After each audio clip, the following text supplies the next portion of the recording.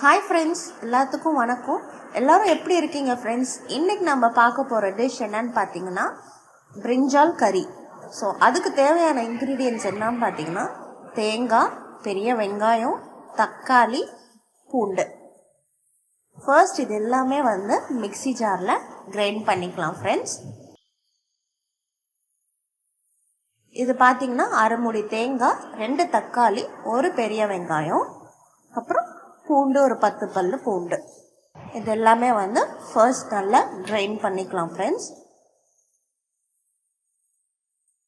இந்த பிரிஞ்சால் கறி பார்த்தீங்கன்னா நம்ம சாப்பாட்டில் பெரட்டி சாப்பிட்லாம். அப்புறமேட்டு பார்த்தீங்கன்னா இட்லிக்கும் சூப்பராக இருக்கும் ஃப்ரெண்ட்ஸ். ஃபர்ஸ்ட் மஞ்சத்தூள் கிரைண்ட் பண்ணி எடுத்து வச்சதுக்கப்புறம் மஞ்சத்தூள், தனியாத்தூள்,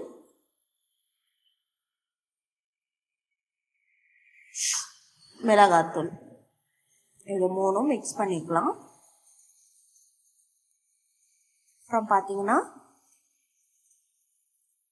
அந்த பேஸ்ட் மிக்ஸ் பண்ணி கிரைண்ட் பண்ணி வச்சிருக்கிற பேஸ்ட் எடுத்து அதையும் இந்த மஞ்சத்தூள் மிளகாத்தூளோட ஆட் பண்ணி நல்லா மிக்ஸ் பண்ணிக்கலாம் ஃப்ரெண்ட்ஸ். அப்புறம் தேவையான அளவு உப்பு, இது எல்லாமே சேர்த்து நல்லா பிசைஞ்சிக்கலாம். இதில் பார்த்தீங்கன்னா நிறையா வாட்டர் ஆட் பண்ணியிருக்க மாட்டோம். வாட்டர் கம்மியாக தான் இதில் ஆட் பண்ணணும். அப்போ தான் அந்த ஒரு திக்னஸான கறி கிரேவி மாதிரி வரும். தென் பார்த்தீங்கன்னா இப்போது பிரிஞ்சால் எல்லாத்துலேயும் அதை ஸ்டஃப் பண்ணிக்கலாம் ஃப்ரெண்ட்ஸ். அந்த மசாலாவை ஸ்டஃப் பண்ணி தனித்தனியாக எடுத்து வச்சுக்கலாம். இன்னொரு பிளேட்டில் எல்லாமே எடுத்து வச்சுக்கணும். இந்த மாதிரி பிரிஞ்சால் கறிக்கு இந்த மாதிரி பெரிய பெரிய கத்திரிக்காய் இருந்தால் தான் ஃப்ரெண்ட்ஸ் சூப்பராக இருக்கும். இதிலே நீட்ட கத்திரிக்காயில் பண்ணோன்னா இந்த டேஸ்ட் அவ்வளோக்கா தெரியாது ஃப்ரெண்ட்ஸ். தென் இப்போ குக்கர் வச்சுக்கலாம். கடாயில் கூட செய்யலாம் ஃப்ரெண்ட்ஸ். ஒரு சில டைம் ரொம்ப டைம் ஆகும் கத்திரிக்காய் வைக்க. ஸோ அதனால் கடாயில் குக்கர்லேயே பண்ணிக்கலாம் ஃப்ரெண்ட்ஸ். எண்ணெய் ஊற்றிக்கலாம், அப்புறம் கடுகு ஊற்றிக்கலாம், கருவேப்பிலை ஆட் பண்ணிக்கலாம். இதுக்கு எண்ணெயில் கருவேப்பிலை, கடுகு அவ்வளோதான் ஃப்ரெண்ட்ஸ்.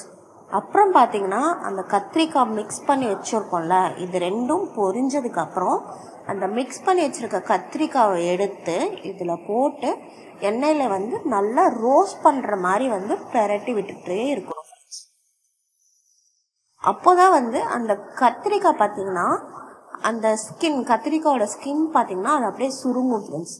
அந்த கன்சிஸ்டன்சி வர வரைக்கும் நல்லா எண்ணெயில் பெரட்டி விடணும். அந்த அரோமாவே சூப்பராக இருக்கும் ஃப்ரெண்ட்ஸ். இப்போ பார்த்தீங்கன்னா உங்களுக்கே நல்லா டிஃப்ரென்ஸ் தெரியும்.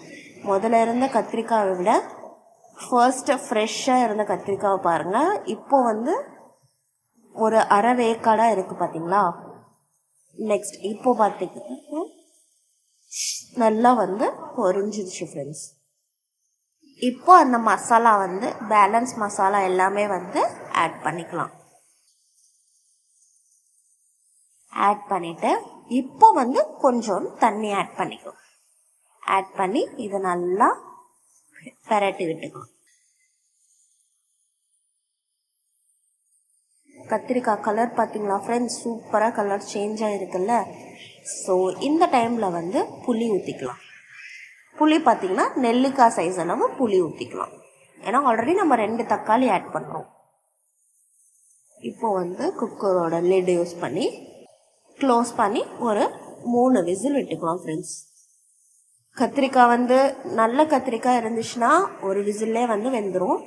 கொஞ்சம் முத்தின கத்திரிக்காய் இருந்துச்சுன்னா ஒரு 2-3 விசில் விட்டுடலாம் ஃப்ரெண்ட்ஸ். இப்போ பார்த்தீங்கன்னா சூப்பரான கத்திரிக்காய் கறி ரெடி ஆயிடுச்சு. இப்போ கடாயில் மாற்றிக்கலாம்.